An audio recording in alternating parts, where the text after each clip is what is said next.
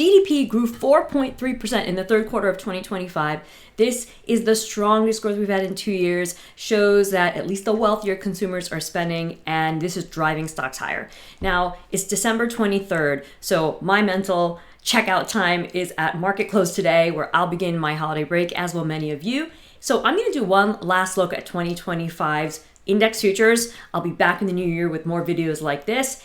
But if you want a stage prize to market tips, tricks, insights, make sure you're on my email list. We will be sending those out during the holiday break as well. So let's dive into the charts, looking at price action, market timing, and momentum, because I'm HEMA ready and that's what I do and will keep doing in 2026.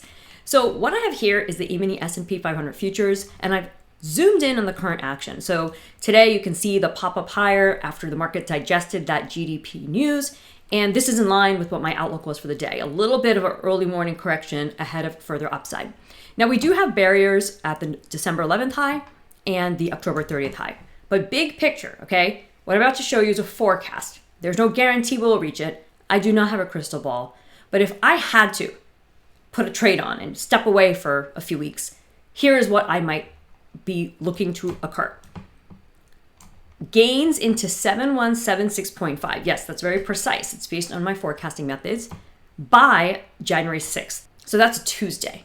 So again, there are going to be market forces that impact this, right? We'll see how things go into the new year. But if I had to kind of make a bet as to which way we're headed, I think it's up and to the right, specifically the intersection of these two lines. Let's take a look at this on the other broad market indexes as well. Okay, on the NASDAQ, we're still on track for 26,854.25 by January 5th. So this one has a slightly different date. Now, the NASDAQ is not quite as strong as the S&P 500.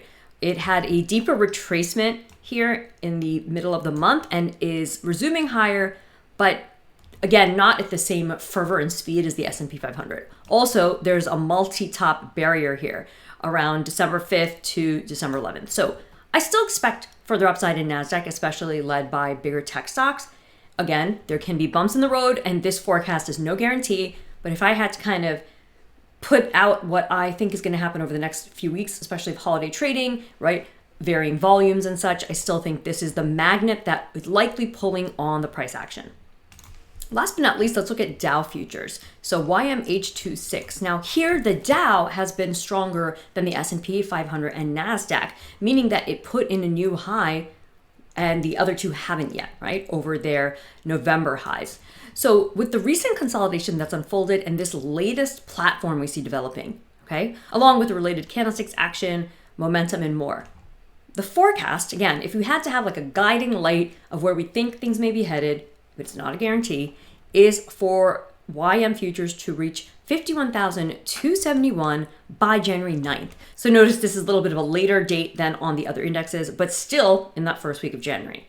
Now, there could be all sorts of forces that come in and undo the price action. So what I will give you is I'll go back through these three charts and I'll tell you what levels would invalidate these forecasts, okay?